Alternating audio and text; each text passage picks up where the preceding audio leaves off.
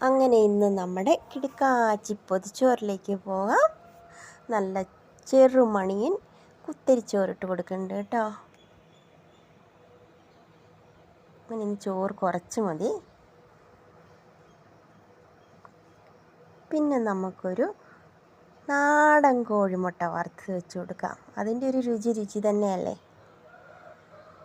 പിന്നെ നല്ല മൂവാണ്ടൻ മാങ്ങ കണ്ണിമാങ്ങ ഇല്ലേ, അത് ഉപ്പിലിട്ട് കാന്താരിയൊക്കെ എടുത്ത് വെച്ചിട്ടുണ്ടായി. നമുക്ക് അവനെ ഒന്ന് വെച്ച് കൊടുക്കാം.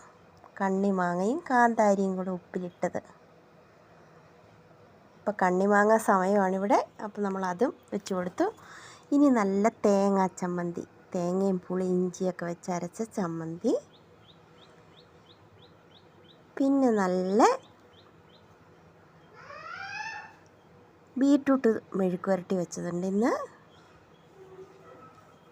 ബീട്രൂട്ട് ഒത്തിരി ഹെൽത്തി അല്ലേ, അപ്പം ബീട്രൂട്ട് മെഴുക്ക് പുരട്ടി വെച്ചതുണ്ട്. പിന്നെ നല്ല പച്ചപ്പയർ തോരനുണ്ട്. ഇത് നമ്മുടെ വീട്ടിലുണ്ടായ പയറാണ്.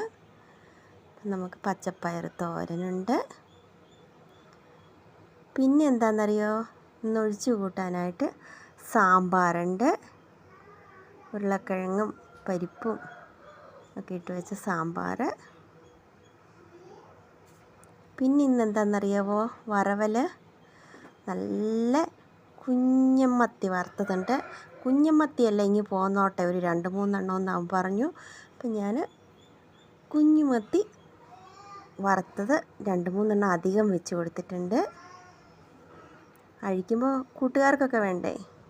അങ്ങനെ നമ്മുടെ കിടുക്കാച്ചി പൊതിച്ചോറ് ഇന്ന് റെഡി ആയിട്ടുണ്ട്.